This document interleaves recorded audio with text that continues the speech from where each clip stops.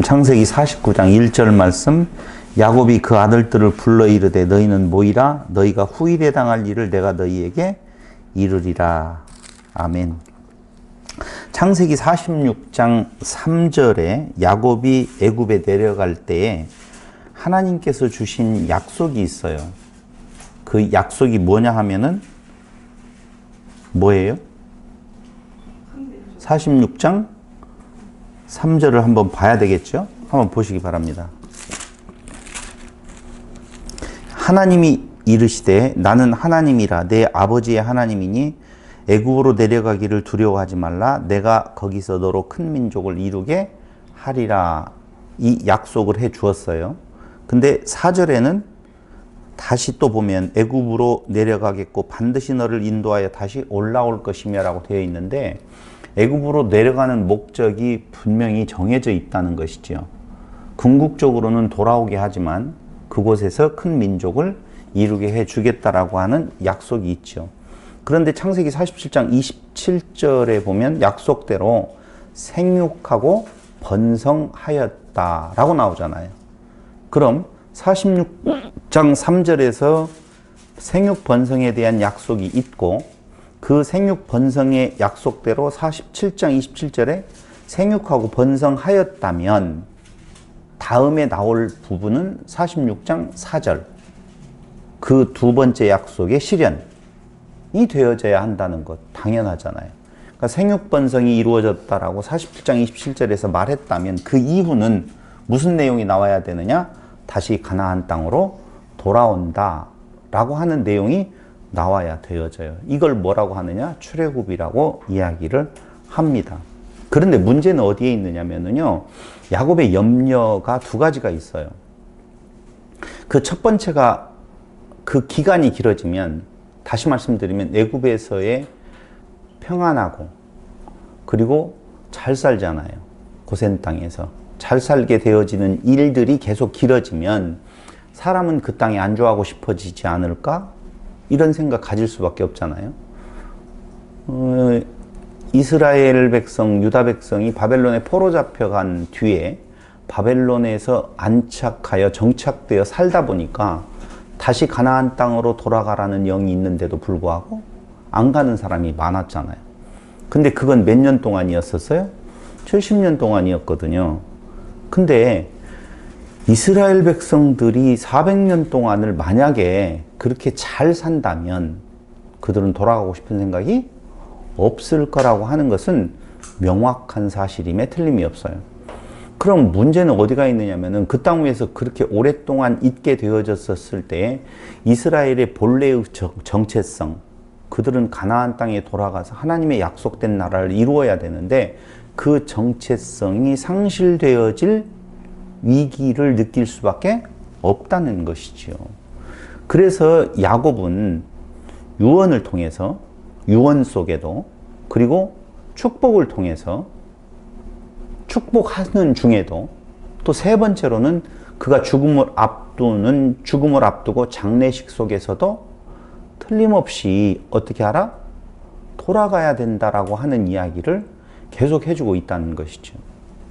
그러니까 야곱이 자기의 죽음을 예고하는 것 그리고 실제적인 죽음의 때 그 사이에 12 아들들 그리고 2 손주에게 축복하는 것을 통하여서 하는 이야기가 바로 뭐냐라고 보면은 다시 가나안 땅으로 돌아가야 된다라고 하는 이야기를 이런 방식으로 해주고 있다 그 말이죠.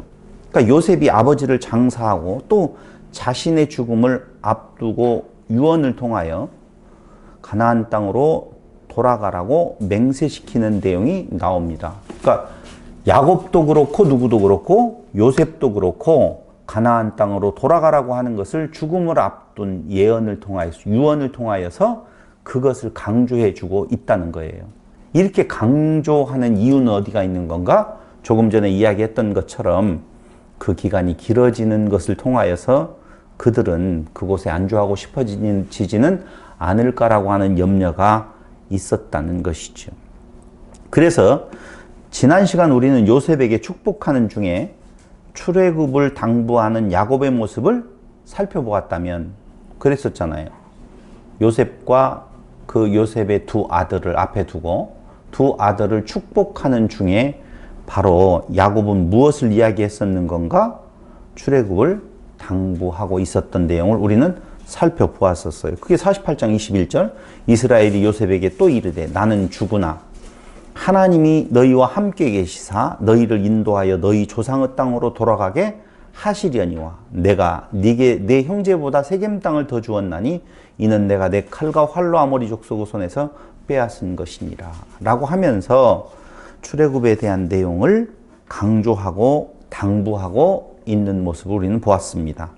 그렇다면 오늘은 야곱이 나머지 아들들에게 축복하는 중에 또 죽음을 앞두고 가나안 땅으로 돌아갈 것을 당부시키고 요셉도 자신의 죽음을 앞두고 자신을 가나안 땅에 장사하라고 맹세시키는 내용을 우리 오늘 살펴보겠다 그 말입니다. 다시 말씀드릴게요. 너무 문장이 길었던 것 같아요. 그럼 짧게 말씀을 드린다라고 보면 야곱이 죽음을 앞두고 가나안 땅으로 돌아갈 것을 당부시켜요. 그런데 요셉도 자신의 죽음을 앞두고 자신을 가나안 땅에 장사하라고 맹세시키고 있는 내용이 오늘 49장과 어디예요? 50장에서 살펴봐야 될 내용이라 그 말입니다. 먼저 49장 1절로 28절에 보면은요, 12아들들을 각각의 분량에 따라 축복하는 내용이 나오죠. 그런데 여기 그 아들들을 각각의 분량에 따라라고 하는 말과 축복이라고 하는 두 단어가 나오는데요. 분량에 따라라고 하는 말은 그들이 살아왔던 날들의 그 발자취를 따라서 야곱이 그 아들들을 축복한다 그 말입니다. 그런데 아시다시피 야곱이 그 12아들들에 대한 유언의 성격, 축복의 내용을 보면은요, 사실은 축복 같지 않는 내용이 있어요, 없어요? 무조건 있다고 대답하셔야 돼요. 이렇게 물어볼 때는 있어요, 없어요? 있어요. 누구에 대한 이야기예요? 그러니까 답을 보는데 저기 시므온과 당연히 레이라고 하는 두 아들이 있고 또 하나는 르후벤이라고 하는 장자에 대한 내용이 축복 같지 않는 내용으로 되어져 있는 걸 볼 수 있어요. 그런데 그걸 마지막의 단계에서 축복하였더라 이렇게 맺고 있거든요. 그러니까 그들의 분량에 따라서 축복했다라고 하는 내용은 일단 이해는 해요. 그들이 살아왔던 날들의 여정이 있으니까.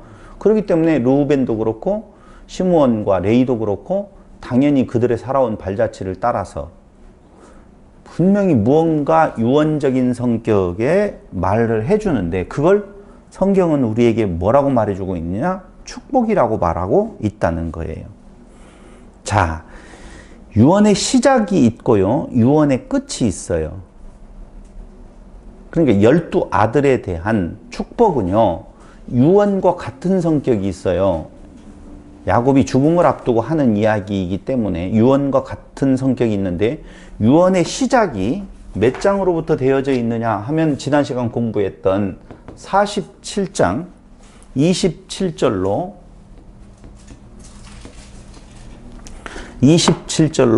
47장 29절까지에 대한 내용이 나옵니다. 29절까지.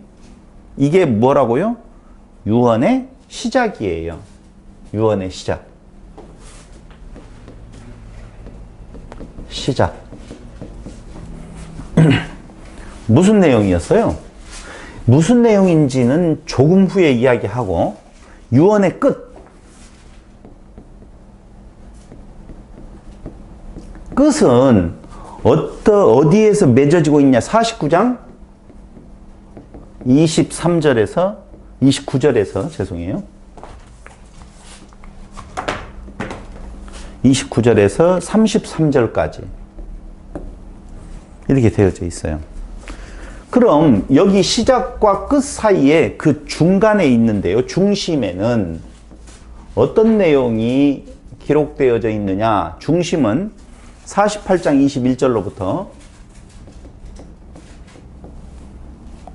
22절 이렇게 지금 나와 있는데요. 자, 한번 보시겠습니다. 여기 유언의 시작의 내용이 바로 뭐냐면은요. 애굽에 장사하지 말고 조상의 묘지에 장사하라 그 말이에요. 애굽 안 돼.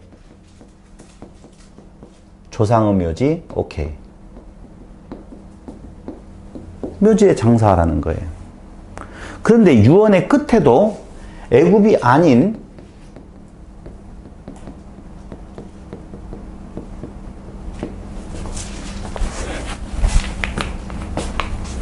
애굽이 아닌 어디에 장사하라고 되느냐? 가나안 조상의 묘에 장사하라. 가나안 조상의 묘. 자, 똑같이요.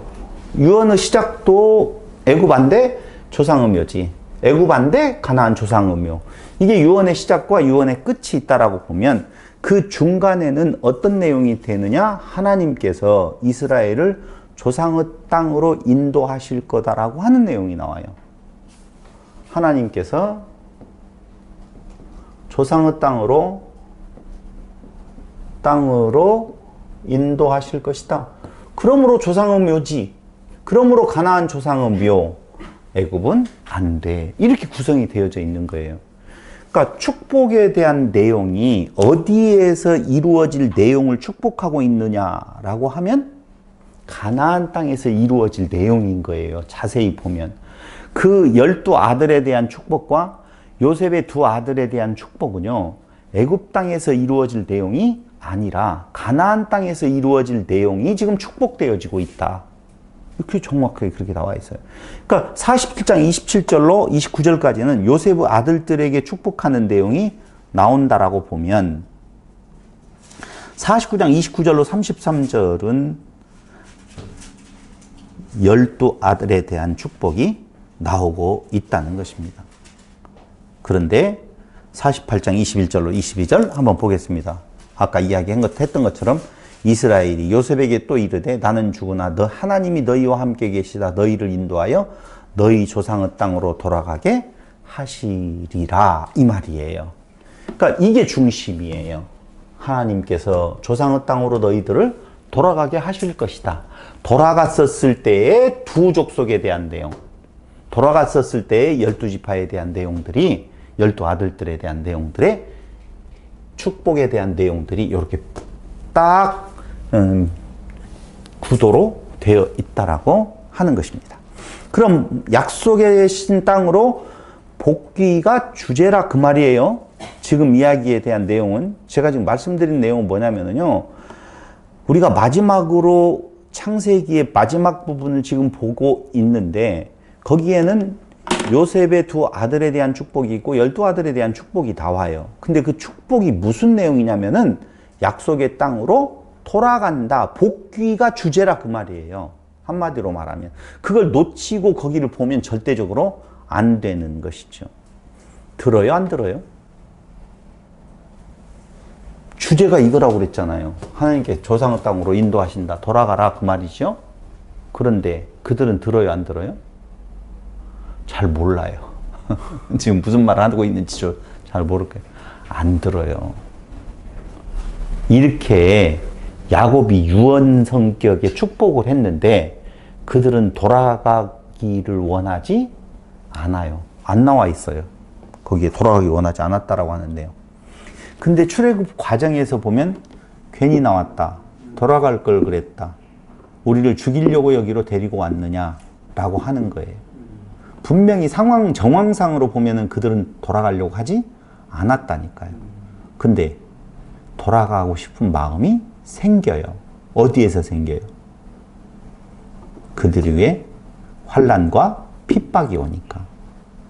그래서 울부짖는다 그 말이에요. 그들에게 환난과 핍박이 없이 고센 땅에서 잘 먹고 잘 살았다라고 보면 가나안 땅으로 절대 가고 싶은 마음이 없다니까요.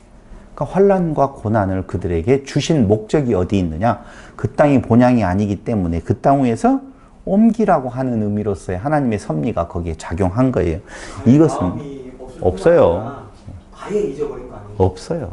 전혀. 아니 이렇게까지 지금 축복을 했잖아요. 이때 이제 이 마음을 갖고 바로 출발해야 되는데 사실은 그러지 않고 시간이 지나가고 그들에게 환난과 핍박이 오게 되어지고 그 환난과 핍박을 통해서 그들을 구해달라고 하는, 환난과 핍박에서 우리를 구원해달라고 하는 울부짖음이 그들로 하여금 그 때를 딱 만나게 만든다니까요.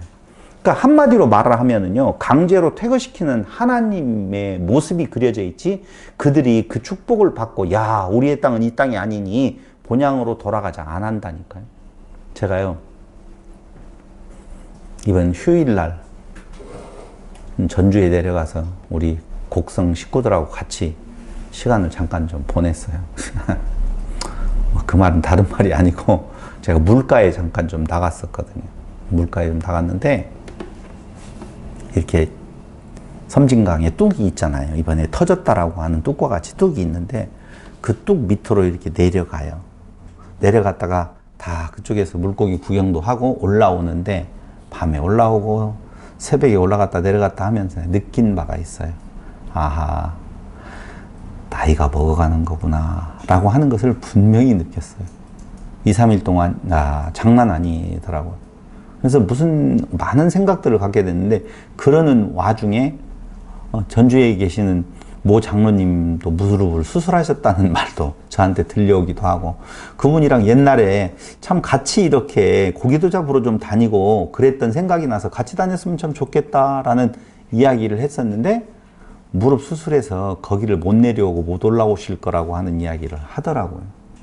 몸은 자꾸자꾸 후퇴해가고 우리가 늙어간다라고 이야기하는 것이 결코 나쁜 것만은 아니다라고 하는 생각을 갖게 되어진 것이, 젊었었을 때 팔팔함이 있다라고 보면은 본향을 그리워하는 마음이 조금 덜할 거예요. 지금 다시 저에게, 혹시 저에게 누군가가 물어본다면 다시 육체적인 생명을 갖고 이 땅 위에서 살아가라고 한다면 어떻겠어요? 라고 한다면 저는 no라고 대답할 수 있을 것 같아요. 아니요. 별로 그렇게 재미나고 그런 상황은 아닌 것 같아요. 그러니까 지금 살고 있는 곳에, 그 평안한 곳에 하나님께서 환난과 고난을 주지 아니하면 이스라엘 백성들은 그냥 그곳에 있고자 하는 마음을 분명히 가졌을 거예요. 그런데 그들 위에 환난과 고난이 오다 보니까 여기서는 못 살겠다라고 하는 마음을 갖게 하는데, 그게 하나님께서 당신이 그렇게 해 주시겠다라고 하는 내용에 대한 내용을 이루시기 위한 하나님의 강제 퇴거의 역사라, 그렇게 볼 수밖에 없지 않느냐. 이것은 출애굽의 영역이기 때문에 조금 빼놓고 지금 여기에서 볼 내용은 과연 야곱이 그의 아들들에게 후에 당할 일, 후일에 당할 일이라고 그랬어요. 49장 1절에 봅니까? 야곱이 그 아들들을 불러 이르되 너희는 모이라. 너희가 후일에 당할 일을 내가 너희에게 이르리라. 어디에서? 가나안 땅에서 당할 일을 너희에게 이르리라. 그러면서 49장 28절에 보면은요, 28절 한번 보세요. 이들은 이스라엘의 12지파라 이와 같이 그들의 아버지가 그들에게 말하고 그들에게 축복하였으니 곧 그들 각 사람의 분량대로 축복하였더라. 축복하였으니 곧 그들 각 사람의 분량대로 축복하였다라고 나와요. 분량대로라는 말은 그들이 이제까지 살아온 날들에 대한 그림자를 통하여서, 역사를 통하여서 축복한 내용이에요. 그럼 그 역사도 누가 하셨다는 거예요? 하나님께서 하셨다는 거예요. 그렇다면 조금 전에 출발하면서 이야기했던 것처럼 모두 다 축복인가라고 하는 문제가 있습니다. 모두 다 축복? 우리 눈으로 보기에는 아닌 것 같아요. 그게 뭐냐면요, 르후벤이에요. 르후벤은 아버지의 첫 비라와 통간했다라고 35장 22절에 나오죠. 그런데 레위기서 18장 8절과 20장 11절에 보면 한번 보세요. 거기 뭐라고 나와 있는지. 레위기서 18장 8절. 너는 내 아버지의 아내의 하체를 범하지 말라. 이는 내 아버지의 하체니라. 이 법에 대한 내용이 어겨진 것이죠. 20장 11절 한번 보실래요?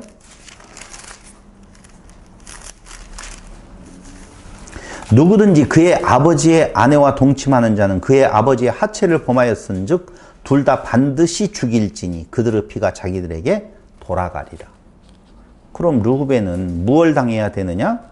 당연히 죽임을 당해야 그 땅을 정화시킬 수 있는 거예요. 반드시 죽이라고 그랬어요. 그럼 죽임을 당할 자인데 죽임 당하지 아니하고 저주의 심판이 선언되고 있다라고 하는 거예요. 그럼 그게 축복이에요, 저주예요? 잘 모르겠죠. 근데 우리는 그냥 축복이라고 하는 내용으로 생각 없이 그냥 듣고 받아들였단 말입니다. 자세히 내용 읽어보지도 아니하고. 근데 우리가 한 가지 알아야 될 것은 곧 저주의 심판 선언이 이스라엘에게는 뭐가 되어지느냐? 경각심이 되어진다 그 말입니다. 이게 바로 축복된 삶으로 인도하게 되어지는 이스라엘을 향한 반면교사로서의 하나님의 축복이죠. 그 루벤이 어떻게 쓰이게 되어지는 건가? 그 12아들들이 다 축복 가운데 있었을 때에 르후벤은 사실은 저주의 심판이 선언되어지고 있는데 그 저주의 심판이 선언되어지는 그 현장 속에서 그의 르후벤 지파의 그 삶을 통하여서 그들은 그 역사의 반면교사로 삼아서 아하 그렇구나 이것이 바로 축복된 삶으로의 인도됨이라 이렇게 말할 수가 있는 것입니다. 두 번째 시므온과 레위에 대한 이야기인데요. 알다시피 시므온과 레위는 여동생 디나가 히족속 세겜에게 강간당한 사건으로 인해서 그 마을 전체에 행한 가혹한 살상 행위를 저질러 버리죠. 그런데 이로 인하여서 야곱에게 저주를 받게 되어지는데요. 49장 7절에 보면 이렇게 나옵니다. 그 노여움이 혹독하니 저주를 받을 것이요 분기가 맹렬하니 저주를 받을 것이라. 내가 그들을 야곱 중에서 나누며 이스라엘 중에서 흩으리로다. 나누어지고 흩어질 거라고 예언을 분명히 하고 있어요. 진짜 그렇게 되었나요? 진짜 그렇게 되었어요. 어떻게 되었냐면요. 두 사람의 그 결과가 다른데요. 시므온은요. 사사기 1장 1절로 3절에 보면 미약해져서 유다에 의존하는 삶을 살게 되어지는 모습을 우리는 볼 수가 있습니다. 사사기서 1장 1절로 3절에 보면 여기 내용을 여러분들이 집에 가서 살펴보도록 하고요. 여호수아 19장 1절로 9절에 보면은요. 그 시므온 지파에게 배분되었던 땅도 어디에서 나누어 주느냐면요. 유다 지파의 땅이 많으니까 유다 지파의 땅을 조금 나누어 줘요. 그게 여호수아 19장 1절로 9절에 땅도 유다 지파에서 분배받게 되어지는데요. 조금 전에 유다에 의존하는 삶을 이야기했고 땅도 유다 지파에서 분배받게 되어지는데 결국 신명기 33장에 가서 보니까 유다 지파에 흡수 합병되어져서 흩어져 버리게 되어지는 이 시므온 지파 자체가 없어져 버리는 결과를 가져오게 되더라 그 말입니다. 다시 말씀드리면 여기 신명기 33장은요 모세의 축복에 대한 내용이 나오는데 그 축복에 시므온 지파가 나와요 안 나와요? 안 나와요. 없어요. 존재 자체가 사라져 버렸다니까요. 흡수 합병되어져 버렸어요. 그런데 똑같은 야곱으로부터의 저주의 축복을 받았던 레위는 어떤 모습을 가지고 있느냐 하면은요. 올바르게 사용되어진 레위의 칼을 생각해 보시면 좀 알 거예요. 다시 말씀드리면 포악했던 시므온과 레위 그 칼날에 의해서 여럿이 죽임을 당하게 되어졌는데 그 칼이 어떻게 쓰여지느냐 하면은 우리가 잘 알다시피 출애굽기 32장 26절에 한번 보세요.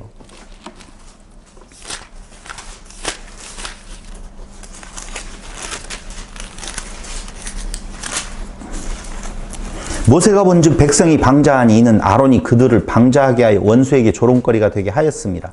이에 모세가 진 문에 서서 이르되 누구든지 여호와의 편에 있는 자는 내게로 나아오라 하매 누가 나가요? 레위 자손이 다 모여 그에게로 가는지라. 모세가 그들에게 이르되 이스라엘의 하나님 여호와께서 이렇게 말씀하시기를 너희는 각각 허리에 칼을 차고 진 이 문에서 저 문까지 왕래하며 각 사람이 그 형제를 각 사람이 자기의 친구를 각 사람이 자기의 이웃을 죽이라 하셨느니라. 레위 자손이 모세의 말대로 행하며 이날의 백성 중에 3,000명가량이 죽임을 당하니라. 누가 죽여요? 3,000명을. 레위 자손들이 다 일어났다라고 나오거든요. 다 일어나서 3,000명을 죽이게 되어지는데 그 분노의 칼이 시므온에게는 흩어짐. 그 다음에 레위에게도 역시 흩어지는 역사가 나오기는 나오는데 그 레위의 흩어짐의 역사는 조금 다른 역사가 나타나더라 그 말입니다. 그 하나는 올바르게 사용되어진 레위의 칼이 우상 숭배자들을 죽이는 일에 쓰이게 되어져서 32장 29절에 보면은요, 출애굽기 32장 29절 귀향에 봤으니까 한 번 더 찾아보도록 하겠습니다. 출애굽기 32장 29절. 32장 29절. 모세가 이르되 각 사람이 자기 아들과 자기의 형제를 쳤으니 오늘 여호와께 헌신하게 되었으니라. 그가 오늘 너희에게 복을 내리시리라. 복 받는 것으로 바뀌어져 버렸네요. 그러고 신명기 33장 8절로 10절에 보니까 칼을 오직 여호와께 제사 드리는 제물을 잡는 데만 사용하게 되어진다라고 하는 내용이 나옵니다.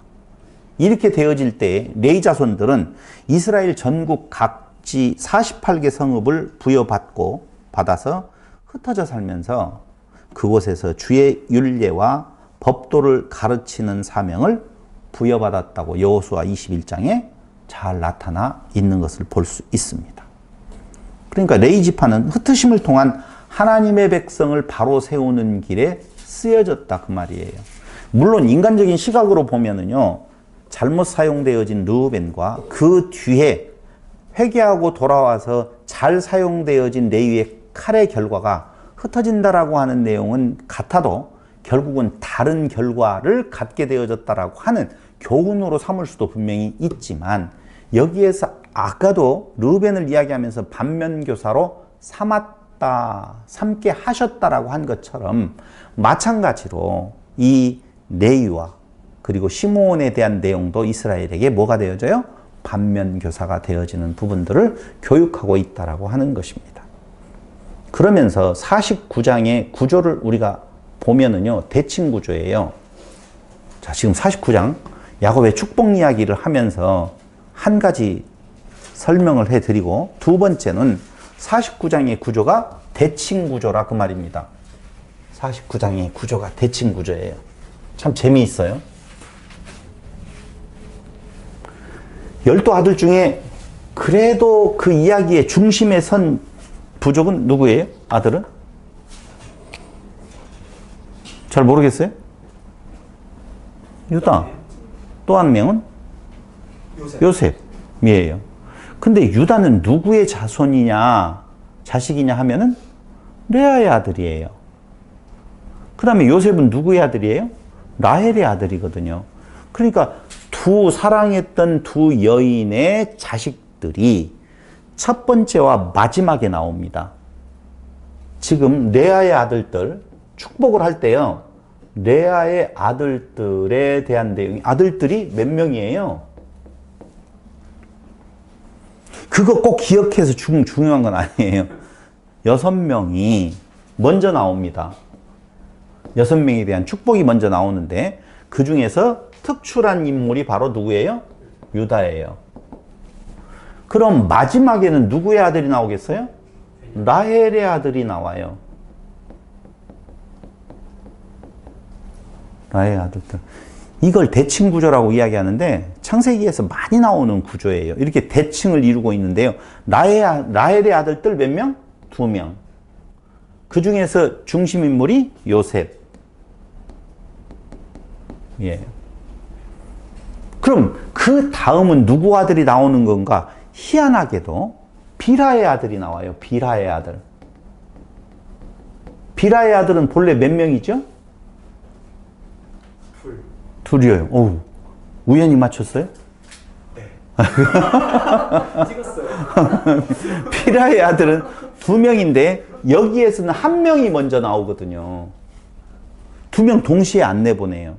1명의 이름이 먼저 나오고 그 다음에 빌하의 아들이 또 나와요.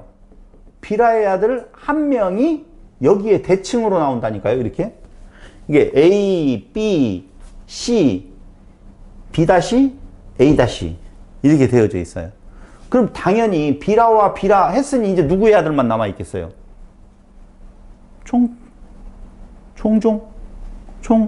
실바. 실바의 아들은 몇 명이죠? 아, 이건 세보면 되죠. 6명, 7, 8, 9, 10, 2명 남았네. 2명. 이렇게 하면 되잖아요. 12명. 한 번 더 찍어도 될 뻔했어요.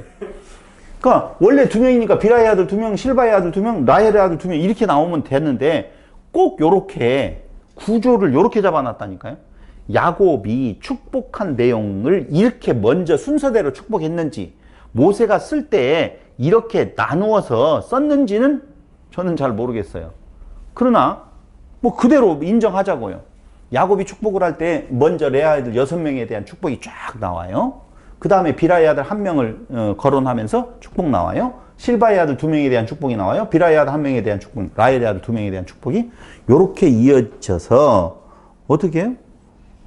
딱 감싸고 있다는 거예요. 레아의 아들들과 라헬의 아들들이 그쪽을 감싸고 있는 모습을 우리가 볼 수가 있다는 거예요. 그게 바로 뭐예요? 유다와 요셉이라고 하는 두 존재에 대한 내용을 우리는 중요하게 보아야 될 필요가 있다는 거예요.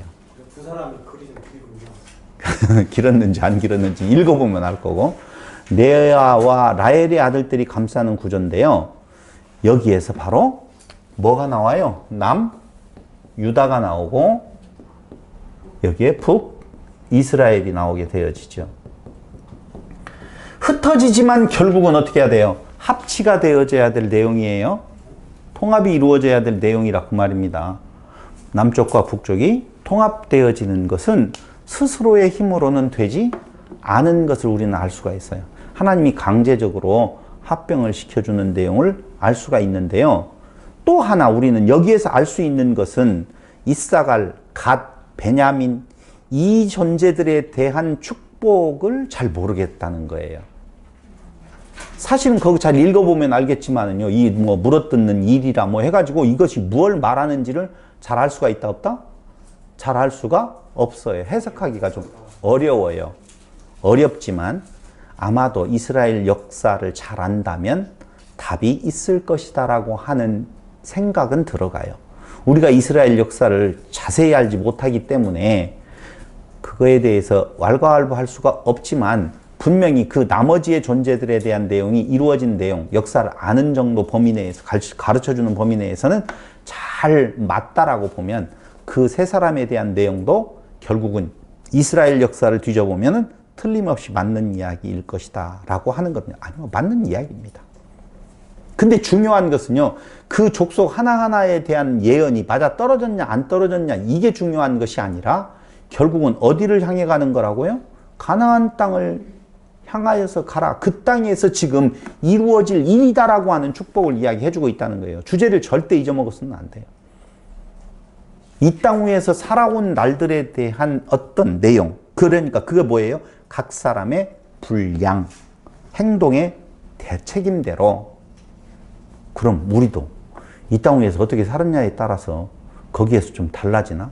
그건 잘 모르겠어요. 족속으로 이야기한다라고 보면은. 그래서 각기 상급이 다르다라고 하는 거예요. 역할이 각기 달라요. 그러나 르우벤도 그렇고 레위 족속도 그렇고 둘 다다. 저주 같지만 사실은 뭐였었다? 축복이었었다라고 하는 내용이에요. 그러니까 우리의 모습이 어떤 모습으로 되어져 있느냐가 상급에 대한 내용을 달리한다라고 할 때 그 높낮이나 아니면 좋고 나쁨에 대한 내용이 아니라 각기 역할에 대한 내용들로 달리 주어지게 되어져 있다. 하나님은 모든 것을 합력하여 선을 이룬다라고 하는 내용이 절대로 맞는 이야기라고 하는 내용입니다. 자, 각 사람의 분량대로 두 번째는 약속의 땅 가나안에서 그 다음에 유다와 요셉이 화해한 것처럼 여기에서 화해하잖아요. 유다와 요셉의 화해예요. 유다가 죽였고 요셉이 용서해 준 거예요. 그러니까 남과 북에 뭐가 이루어져요? 화해가 이루어진 것처럼 나중에도 남과 북이 연합하여 이루어지는데요. 누구를 중심으로? 요셉을 중심으로? 아니에요. 유다를 중심으로 이루어지고 있다는 거예요. 착한 일을 한 것 같은 요셉을 중심이 아니에요. 나쁜 일을, 못된 일을 하고 난 뒤에 깨달은 유다를 중심으로 해서 이루어지더라 그 말입니다. 유다는 누구에 대한 표상? 예수에 대한. 그래서 예수를 중심으로 모든 것이 합력하여 하나 되어지는. 그래서 유다는 남고 사실은 요셉의 족속으로서의 에브라임 족속은 사라져 버리더라 그 말입니다. 예수만 남아야 돼요. 결국적으로. 세 번째로 우리가 49장의 구조를 통해서 알아봐야 될 내용은요.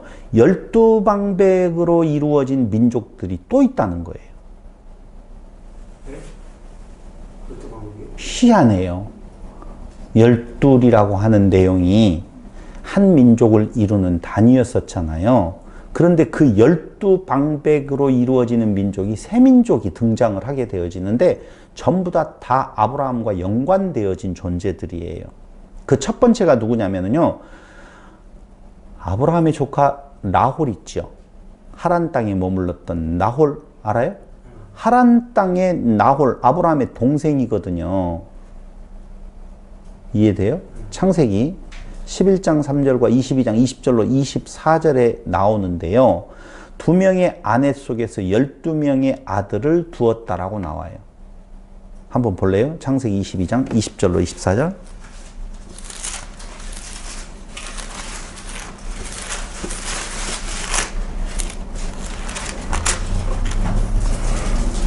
이일 후에 어떤 사람이 아브라함에게 알려 이르기를 밀가가 당신의 형제 나홀에게 자녀를 낳았다 하였더라. 그의 맏아들은 우수요.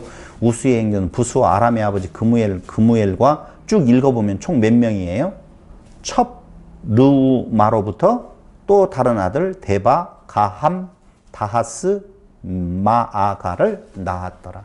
그러니까 8명과 4명을 낳은 두 아내로부터 12명의 아들을 낳아서 한 민족을 이루게 되어져요. 참 희한한 것은요.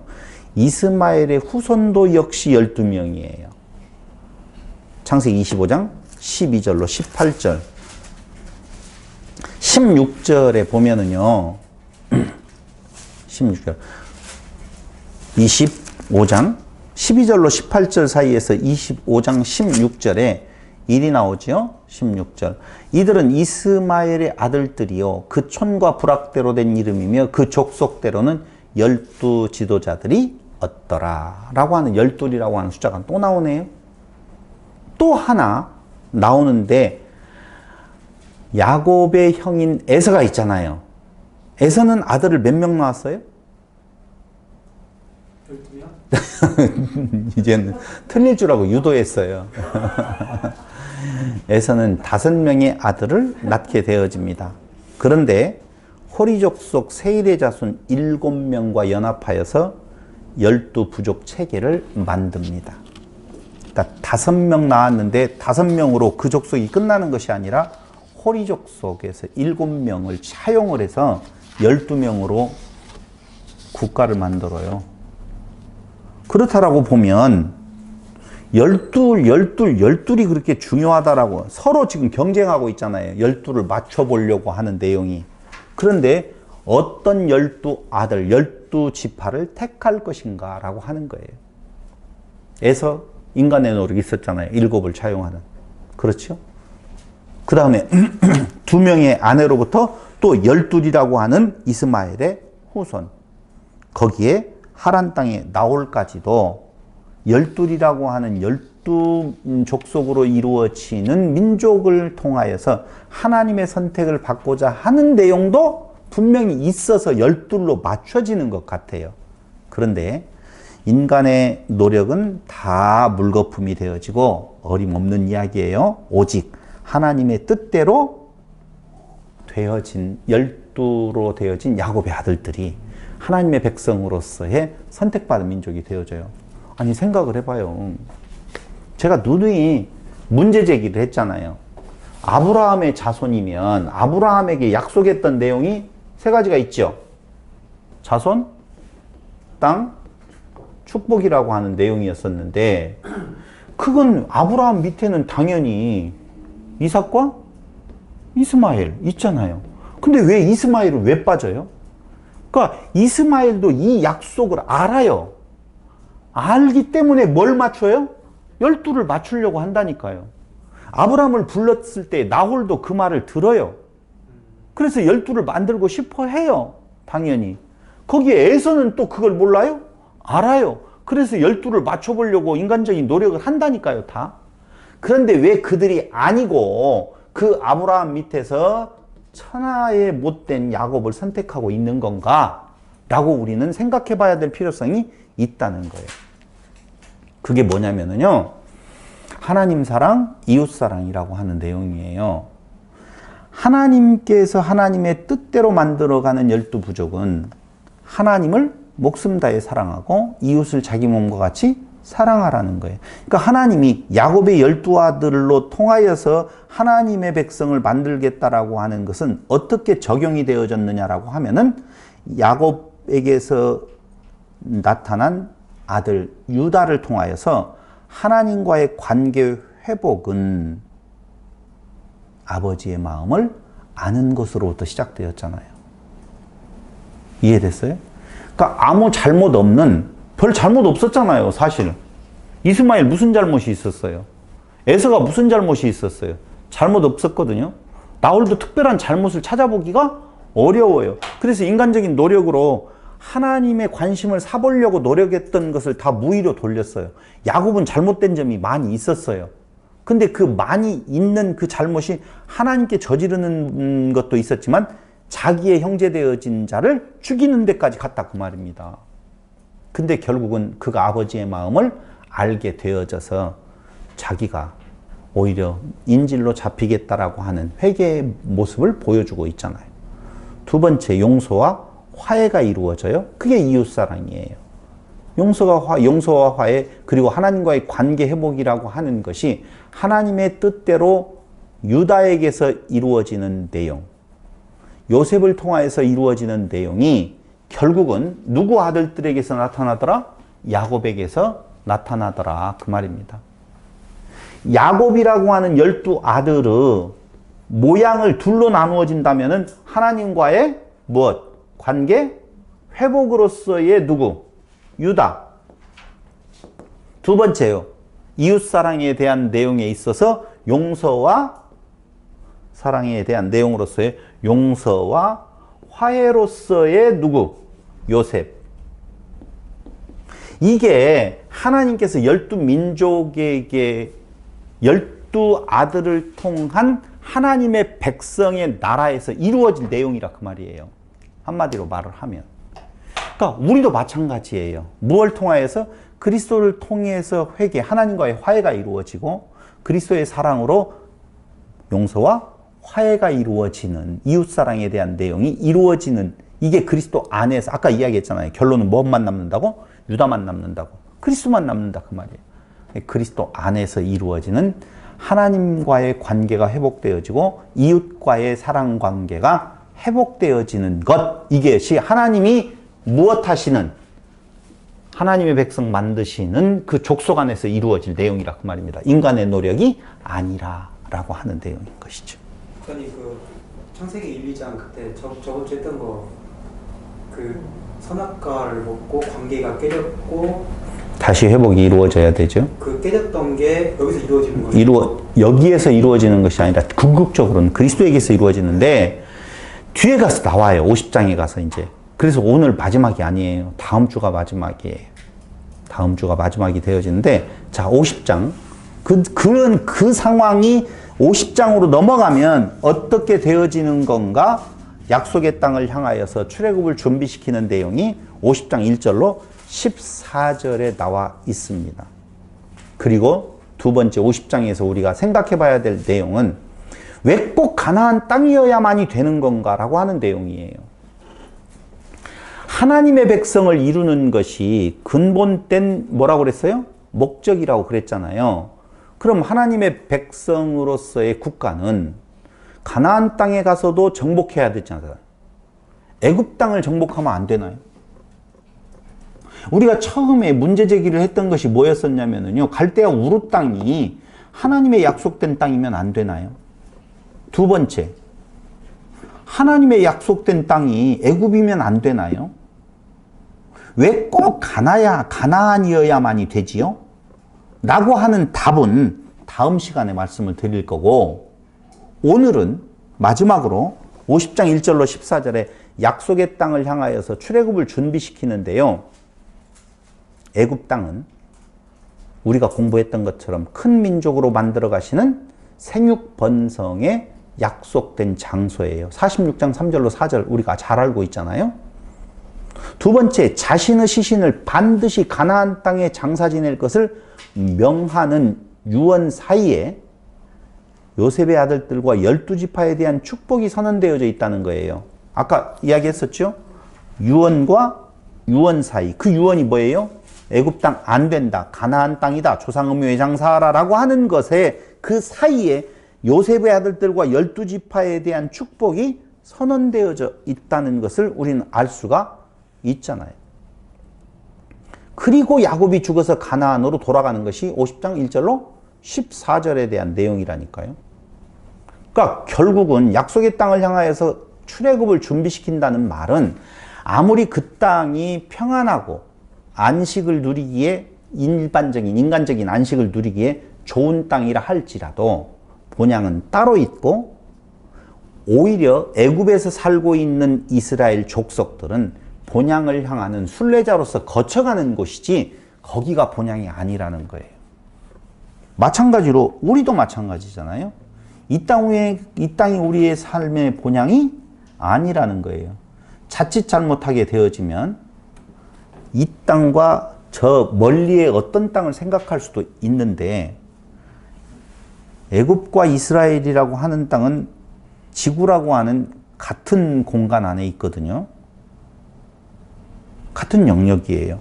근데 애굽과 가나안이 다른 영역이라고 분명히 표해주고 있다는 거예요. 성경에서 말하고 있는 내용은 분명히 달라요. 어디와? 가나안과 애굽이 다르고 가나안과 갈대아, 우르가 다르다는 거예요.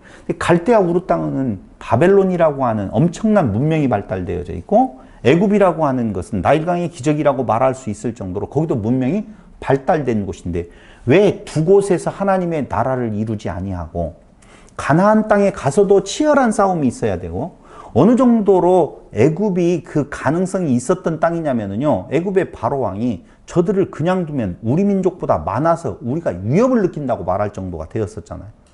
그럼 거기까지 갔으면 그 땅 정복해서 그 땅 위에서 나라를 이루었으면 훨씬 더 강대한 나라가 목적이었으면 그렇다 그 말이에요.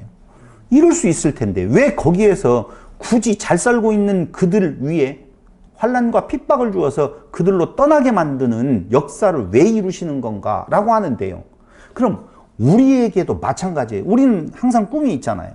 이 땅 위에서도 귀하게 잘 먹고 잘 살면서 신앙생활을 했으면 좋겠다는 이야기를 하잖아요. 이 땅에 천년만년 살고 싶잖아요. 그래서 베드로가 뭐라고 말해요? 이곳이 좋사오니 초막셋을 짓고 여기에서 살았으면 좋겠습니다라고 하는 내용을 말한다 그 말이에요. 내려가면 무언데? 환난과 핍박이 있는데, 죽음이 기다리고 있는데 그곳으로 가자는 거예요. 예수님은. 이곳이 지금 아니라는 것이죠. 그곳에 가서 그 애굽 땅에 가서 그 땅에서의 그 환난과 고난이라고 하는 것이 없었을 경우에는 그 땅의 좋은 점에 대한 본향을 향하는 마음이 사라지게 되어 있겠죠. 그래서 결국은 본향을 향하는 순례자로서의 이스라엘과 우리의 모습을 본다라고 보면은요, 우리는 야곱의 인생 여정에서 그 의미를 찾을 수가 있다는 것입니다. 야곱은 어디에서 태어났어요? 가나안에서 태어났어요. 근데 그가 밧단 아람으로 가죠. 28장 10절로 15절에 나옵니다. 그곳에서 다시 가나안으로 돌아옵니다. 피해갔던 내용이거든요. 가나안 땅에 태어났는데 밧단 아람으로 피해갔다가 다시 가나안으로 돌아와요. 끝난가 했는데 어디로 가요? 애굽으로 다시 46장에서 내려갑니다.